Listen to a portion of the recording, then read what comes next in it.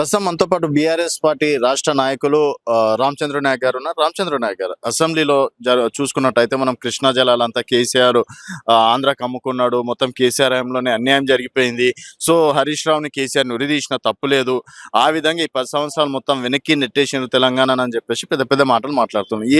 ఎందుకంటే మీరు చాలా సంవత్సరాల నుంచి రాజకీయాల్లో ఉన్నారు కాబట్టి మీ అనుభవం ఏంది? ఇప్పుడు ఉమ్మడి ఆంధ్రప్రదేశ్కు శాసనసభకు చాలా గొప్ప చరిత్ర ఉంది.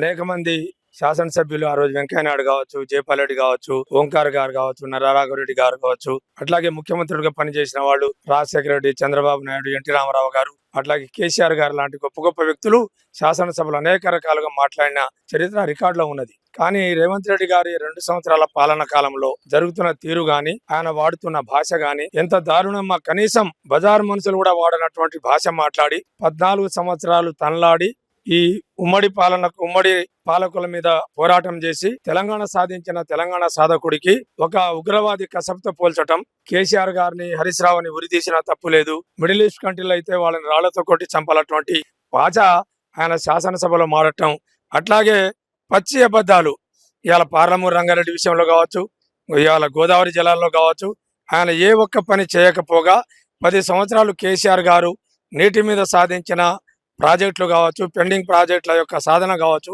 వాటిని ప్రజల్లోకి తీసుకెళ్లకుండా ఏకపక్షంగా ప్రతిపక్షం యొక్క గొంతు నొక్కి కేవలం అబద్ధాన్ని ప్రచారం చేసుకోవాలని ఒక దుర్బుద్ధితో వ్యవహరిస్తున్న తీరుని సభ్య సమాజం కావచ్చు, మేధావి వర్గం కావచ్చు, అన్ని రాజకీయ పార్టీలు కూడా దీన్ని తీవ్రంగా ఖండిస్తున్నాయి. అటువంటి భాషని శాసనసభలో వాడటం అనేది చాలా దారుణం.